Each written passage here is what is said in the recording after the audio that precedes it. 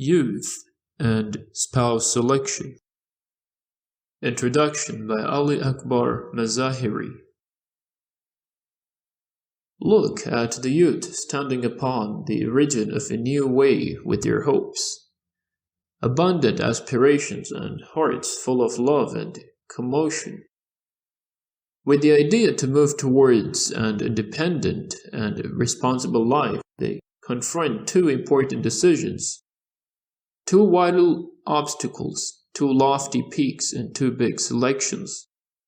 So they must necessarily cross through these two obstacles and reach for these peaks and take decisions regarding these two essential important problems and make the selection. It cannot be that they leave these two or either one of them aside, and neither are they energetic enough to cross through them all alone, without any kind of guide or assistance to reach their aim safely. The good luck and prosperity or misfortune and misery of their lives is to a great extent connected and linked to these two decisions and selections. If they are able to safely cross these two obstacles and peaks, then they have, to a great extent, neared themselves to prosperity and fortune. And if, God forbid, they do not succeed in making these decisions and selections properly, then many difficulties and agonies will come to existence for them. One of the two is choosing a job and the other is selecting a spouse. Each of these two decisions and selections is big and sensitive, but one of them is even bigger and more sensitive than the other, and that is the selection of spouse. One of the great Gnostics said, "If a man spends half of his life in the search of a suitable teacher, it is worthwhile, since he will become prosperous in the other half of it. I too say, if a man spends half of his life searching for a proper and suitable spouse, it is worthwhile because he will be prosperous for the rest of his life." Have you ever seen a successful man who does not have a capable woman beside him? And have you ever seen a prosperous woman who does not have a talented man beside her? Usually, every successful man has a capable woman beside him, and every prosperous woman has a capable man beside her. If we observe, we will discover that it is so in every society. Even if we probe into history, we will see the same.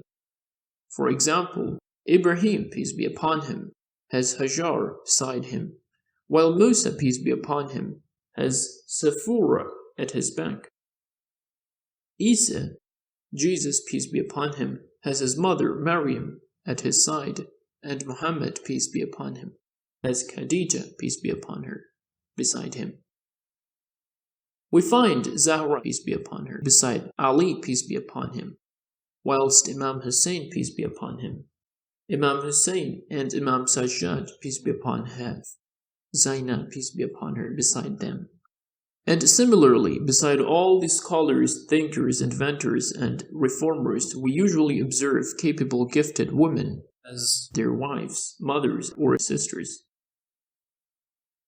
Of course, because of the fact that women usually remained inside the house, they made less public appearance and so remained to a lesser degree the focus of attention of historians, speakers, and writers.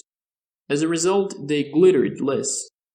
But since capable and talented men and women had their roles to play in each other's success and prosperity, there is no difference between them, and they are equal and alike.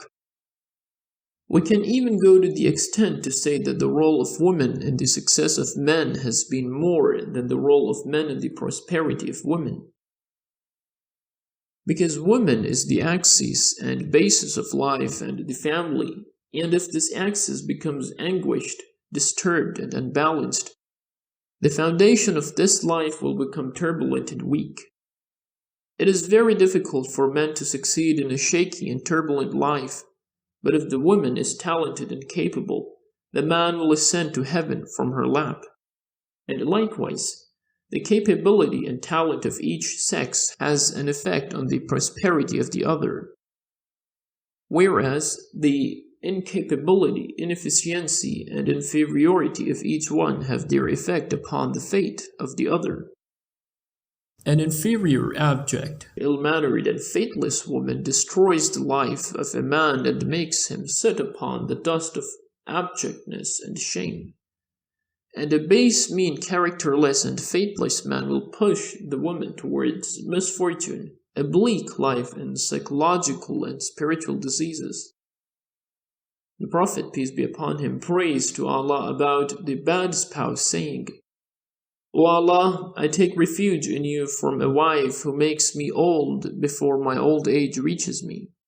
Only God knows what an abundance of huge amounts of energies are destroyed in this marsh, and what number of fresh souls become withered and emaciated in this field, and how many tragedies occur in this area.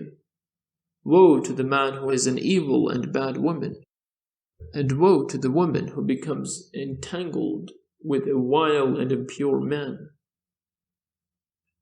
What plentiful numbers of nice, capable, religious, and talented boys have been seen dragged and pushed into marshes and slimes as a result of marrying an incapable and base girl.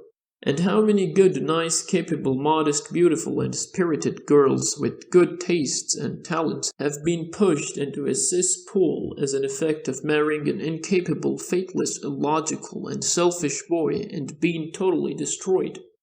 Or if both of them are good and capable, but are not an equal match and counterpart proportional to each other, then even this situation creates difficulty, and this is a very important and minute problem. At a later stage, we will discuss spouses being equal counterparts proportional to each other. But right now, it is necessary to explain that goodness and fairness to both spouses alone is insufficient, but then them being a good match, proportionate to each other, conventionally speaking, is also essential so they can move forwards together in harmony. We have seen a great number of couples which individually are both good, but together they have a disorganized life because they are not proportionate to each other. Each one lives a separate life to the other. These couples too end up with conflict, disagreement, and some with divorce, whereas if each of them had married a proportionate spouse, they would have succeeded. I will explain this further, describing a few live examples. A boy and a girl need assistance and guidance in this risky and sensitive field. Is it possible to leave the youth all alone in this much sensitive phase? They must have access to the people, means, books, and centers to assist and help them out. It is not really advisable to leave them alone. How is it that a teacher and guide is needed for driving a car, constructing a building, traveling along an avenue, and performing simple and ordinary things, but a teacher, a guide, and a guardian is not essential for choosing a mate, organizing and establishing a long life, and laying the foundation of a human assembly?